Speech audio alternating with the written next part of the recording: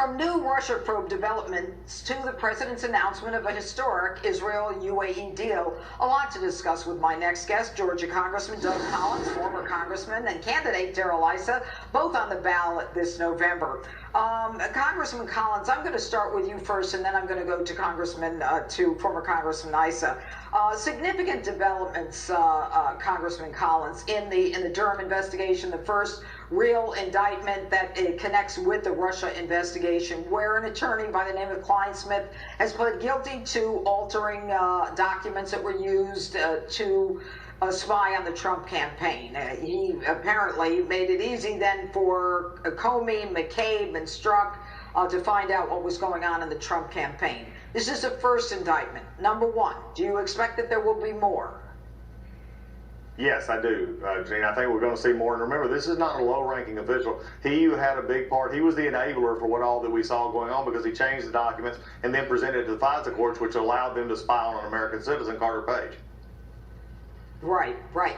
And do you think that someone told him to do this? I mean, I know the Inspector General's report, but does the indictment say that he was acting and aiding and abetted by another, or did he just decide on his own to amend these documents?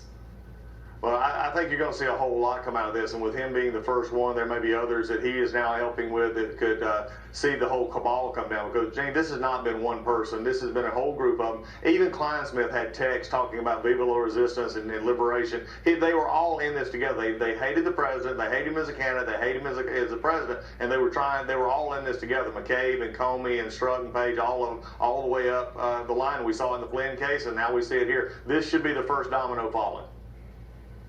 Okay, and then now we have Christopher Wray, who was aware of all of this. What is your position as regard to his staying as the head of the FBI, where apparently he has fought tooth and nail, according to Senator, I believe is it Ron Johnson, yes, to prevent the American people from hearing about what happened with this Crossfire hurricane? After what we've heard this week coming out of the more emails that have been released from Senator Graham, but also hearing from Senator Johnson as well, I've called on and said it's time for Christopher Wray to resign. It's time for him to move on. It's time for him to get out of the way, because we have seen constant feet dragging from the FBI on this issue. It's taking months to get things that should have already been turned over to Congress. But also, we've had trouble all along with the IG Inspector General report, making sure that not only what those things were put in place, but other things. So we need to it's time for him to go. He's been a problem. It's time to get the FBI cleaned out. Well, there's no question about it. Even the president says he's been very, very protective of his agency, and all of this stuff should have come out long ago. But I'm now going to go to Darrell Issa, former Congressman Issa. Now, this week, historic in terms of Israel and the Middle East, with a peace deal between Israel and the United Arab Emirates. Worthy of a Nobel Peace Prize for the president? It is. You know, President Obama, for 12 days of being in office, got a Nobel Peace Prize, and 3.5 years of hard work by the Trump administration has created a breakthrough that only came because of a policy of being for Israel, against Iran, and for a comprehensive peace that is the beginning of what I suspect will be many nations that will recognize Israel and come out aligned with us against Iran. And, you know, the prospect of a Biden presidency, how does that impact any of these deals in the Middle East, where apparently more, as you say, and the president intimated, Arab countries will follow through? Well, Iran has finished spending the $142 billion that the Biden-Obama administration gave them.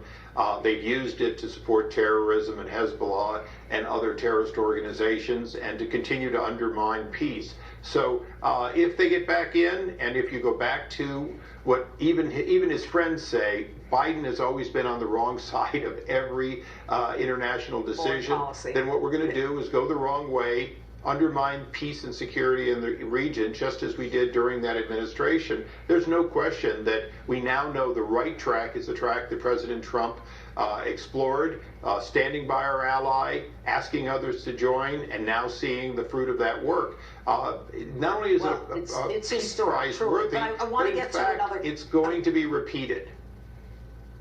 Yes, I want to get to one more question before we have to go very quickly. You worked with Kamala Harris in California.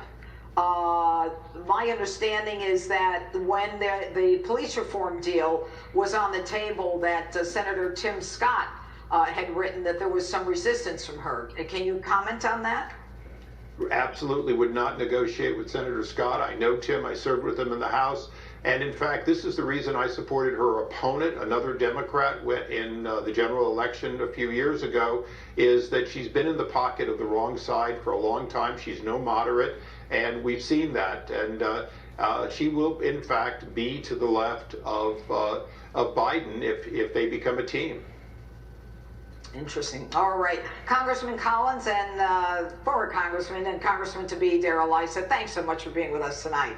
Thank you, Judge. Great to be with you. Thanks. All right. And Charlie Kirk and Herschel Walker still ahead tonight. But next, what happened to law and order in America, and how can we possibly get it back? Leo Terrell and Dan Bongino, two firecrackers, join me live next.